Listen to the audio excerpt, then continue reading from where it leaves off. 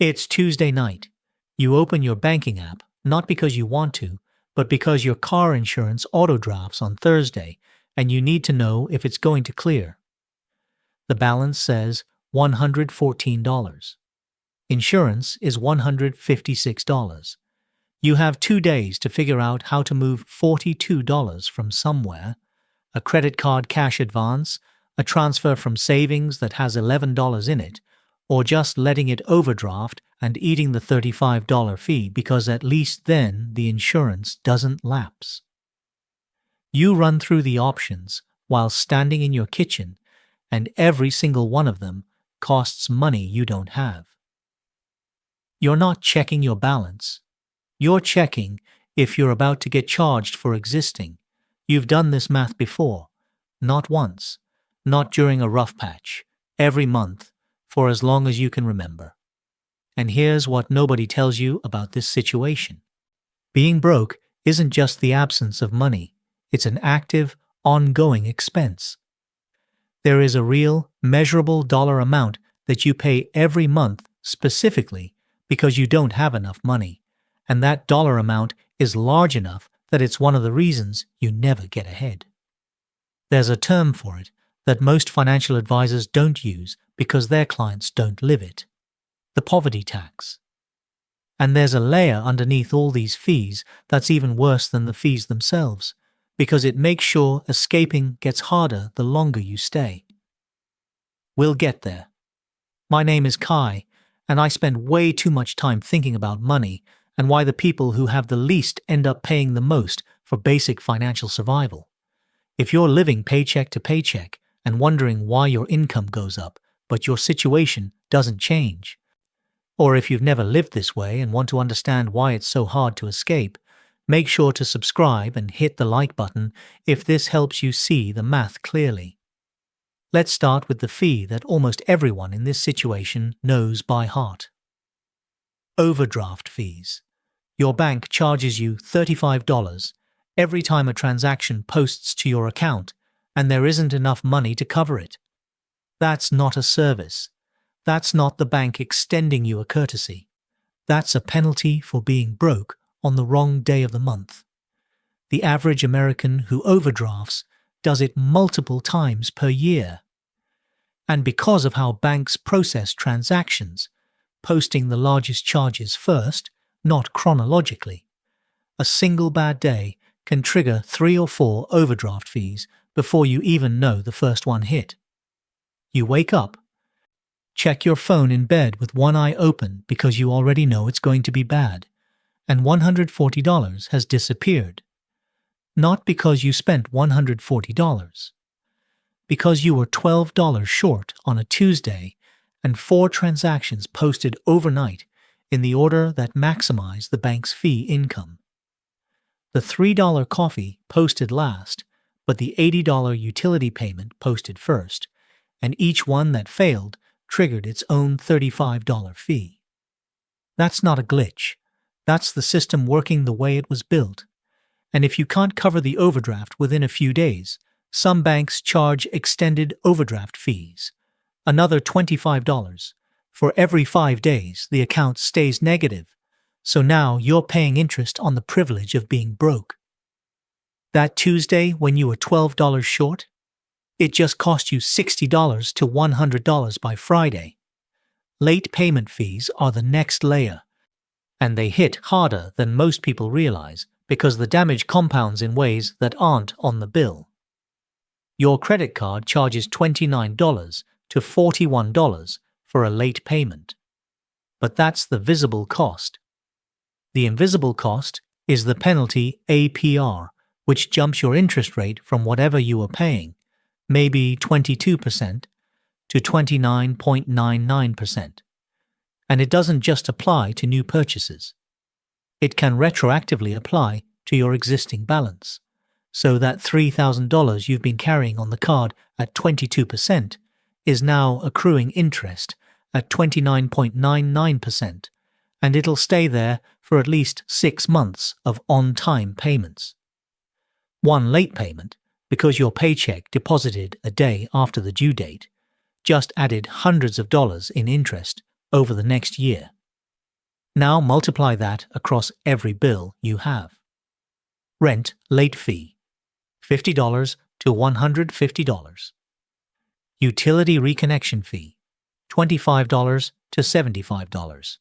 Phone payment late fee, $25. Car insurance lapse and reinstatement, $50 to $200, plus a gap in coverage that can raise your rates permanently. Each one of these hits independently, and each one hits in the same week, because when you're short on everything at once.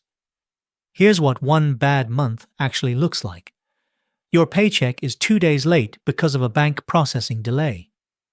The rent autodraft bounces, $35 overdraft plus $75 late fee. The credit card payment posts a day late, $39 late fee plus penalty, APR activated. The phone bill goes unpaid because you're triaging, $25 late fee.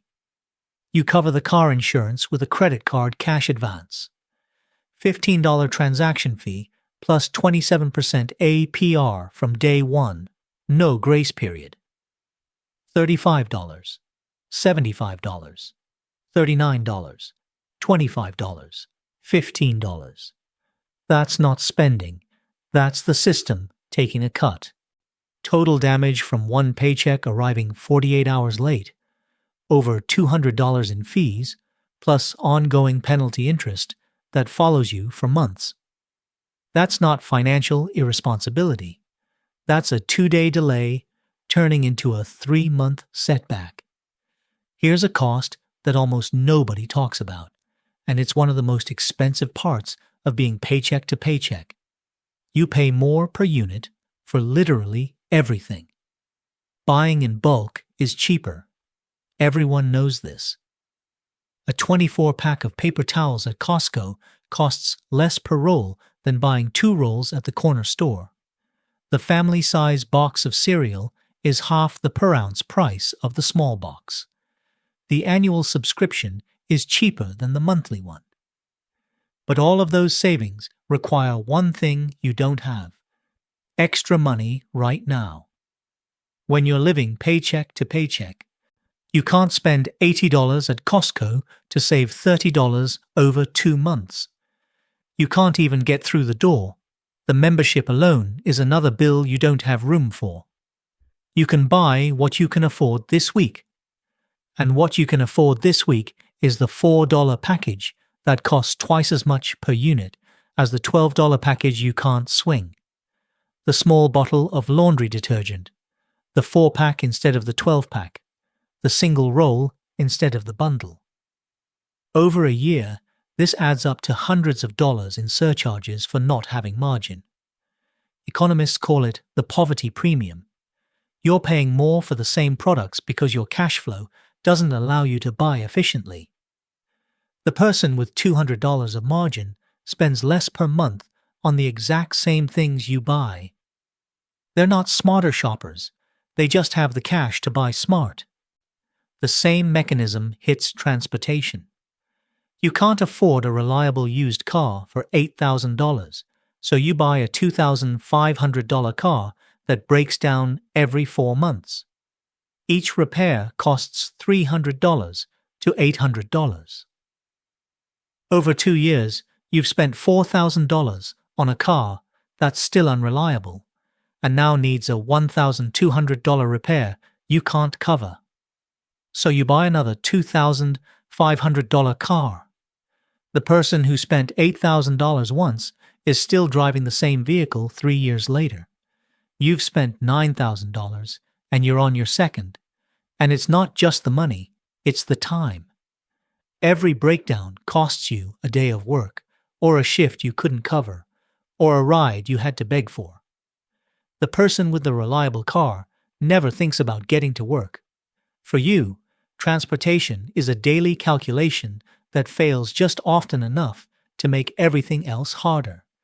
This is how being paycheck to paycheck costs more than not being paycheck to paycheck.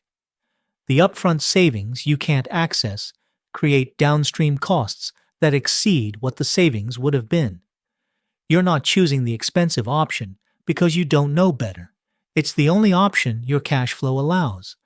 You pay more for less, more often, with worse outcomes. And then someone who's never been in this position tells you the problem is your spending habits. Let me stop and add this up, because most people in this cycle have never seen the total. Not because they can't do math, because the fees come from so many different directions that nobody ever puts them in the same column. Overdraft fees, $200 to $500 per year. Late payment fees across all bills, $300 to $800 per year. Penalty APR interest on credit cards, $400 to $1,200 per year. Poverty premium on everyday purchases, $500 to $1,000 per year. Transportation penalty, $500 to $2,000 per year. Utility reconnection and reinstatement fees, $100 to $400 per year. Higher insurance rates due to credit score, $300 to $800 per year. Conservative total, $2,300 to $6,700 per year. That's not poor decision-making. That's a full-time penalty for not having margin. That's not money you spent on things. That's money you spent on being broke. That's rent in most cities for 2 to 4 months. That's a fully funded emergency fund in 1 to 2 years. The exact emergency fund whose absence is causing half these fees in the first place. And the reason you've never seen this number is because it doesn't arrive as one bill. It arrives as 30 different fees spread across 12 months from 12 different companies, each one small enough to absorb and large enough to prevent you from ever getting ahead. None of these felt like decisions. They felt like consequences. And that's what makes the poverty tax different from every other hidden cost. You didn't choose it. It chose you. And now let me show you the layer underneath all of this, the one I mentioned at the beginning, the one that's worse than any individual fee. Remember I said escaping gets harder the longer you stay? This is why. Every fee I just listed is revenue for someone. Your overdraft fee is profit for the bank. Your late fee is profit for the credit card company. Your penalty, APR, is profit for the lender. The payday lender on the corner doesn't exist despite your financial stress. It exists because of it. These aren't penalties for financial irresponsibility. They're business models built on financial instability. The bank doesn't lose money when you overdraft. It makes $35. The credit card company doesn't suffer when you pay late. It earns more interest. The entire ecosystem of fees, penalties, and surcharges that surrounds paycheck to paycheck living isn't designed to help you get out. It's designed to extract maximum revenue from the fact that you're in. This is why the math never works. You get a raise, $200 more per month. That should change things. That should be the breathing room. But the overdraft fees eat $40 of it. The penalty APR eats $60. The slightly better groceries you can afford now still cost more because you still can't buy in the quantities that would actually save money. The car needs brakes, and you put it on the credit card because there's no emergency fund. 6 months later, your income went up and your life didn't change. Not because you spent the raise on luxuries, because the system absorbed it before you could build anything with it. The poverty tax collected its share first, the way it always does. And here's the part that turns this from unfair to structural. Your credit score, the number that determines the interest rate on everything you borrow, the deposit on your apartment, sometimes whether you get hired, drops every time you pay late, which means the cost of borrowing goes up precisely when your ability to pay goes down. The system responds to your financial stress by making everything more expensive. A person with good credit gets a car loan at 5%. A person living paycheck to paycheck with the credit score that comes with it gets the same car at 14%. on a $15,000 car over 60 months. That's the difference between $17,000 total and $21,000 total. You pay $4,000 more for the same car because your credit score reflects the financial stress the system helped create. And that car payment, the higher one, the one you can barely afford, is the one most likely to trigger the next late fee, which drops your credit score further, which raises the cost of the next thing you need to borrow for. The cycle doesn't just repeat, it tightens. Same thing with housing. Landlords check credit scores. A lower score means higher security deposits, sometimes 2 or 3 months' rent instead of 1, which means you need $3,000 to $4,500 upfront to move into an apartment that costs $1,500 a month. The person with good credit puts down $1,500 and has $3,000 left for furniture, groceries, and a buffer. You put down $4,500 and move in broke, which means the first unexpected expense sends you right back into the overdraft cycle. That's not a safety net with holes. That's a machine that charges admission to the people already inside it. Some of you are thinking, Kai, this sounds like you're saying it's impossible to escape. I'm not. People do escape. People build emergency funds from nothing. People dig out of overdraft cycles, negotiate late fees, improve credit scores, and claw their way to stability through a level of discipline and financial awareness that most comfortable people have never had to exercise. That's not a motivational platitude. That's a fact that deserves more respect than it usually gets. What I'm saying is that escaping costs more than it should, takes longer than it should, and then fails more often than it should, not because of the people in the cycle, but because of the fees embedded in the cycle. The math is rigged, not metaphorically, literally. Every dollar you earn while living paycheck to paycheck is worth less than a dollar earned by someone who isn't, because a portion of your dollar goes to fees, premiums, and penalties that the other person never pays. You're running the same race on a track that charges you per lap. If you're in this situation and you're seeing the numbers I just laid out, I want you to know something. The $2,300 to $6,700 you're losing every year isn't a measure of your financial skills. It's a measure of how much the system charges for the position you're in. And knowing that number is the first step to shrinking it. Call your bank and ask about overdraft protection. Some banks will link a savings account or decline transactions instead of charging fees. It takes one phone call. Call your credit card company after a late payment and ask for a fee waiver. First-time and even second-time waivers are granted more often than people think, but you have to ask. Set every bill you can to auto-pay on the day after your paycheck deposits, not on arbitrary dates the company chose. Build a $500 buffer before you do anything else, not an investment, not a retirement account, just $500 in a separate account that exists only to absorb the next shock so the cascade doesn't start.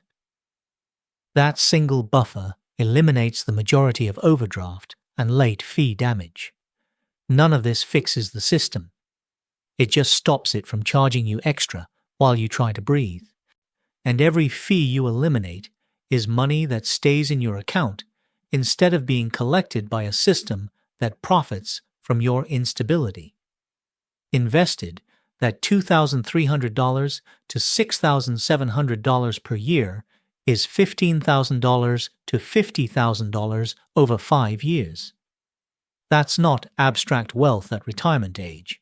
That's a down payment. That's the deposit on a better apartment in a better neighborhood. That's a reliable car that doesn't break down. That's what the fees took. Not from people who were careless, but from people who didn't have enough margin for the system to leave them alone. People who build wealth aren't just disciplined.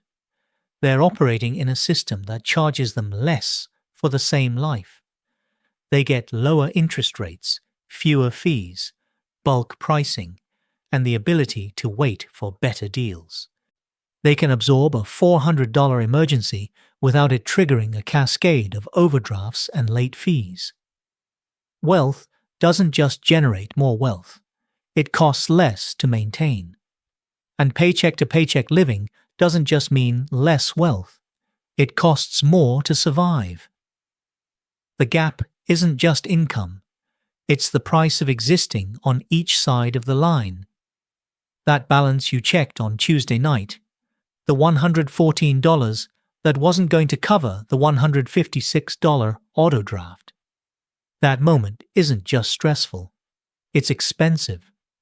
Every time you do that math, the system is already calculating its cut. And it happens again next month, and the month after that, and every month the system collects before you ever get a chance to build yours. The poverty tax doesn't show up on your statement, but it's the bill you pay for being 2 days away from fine.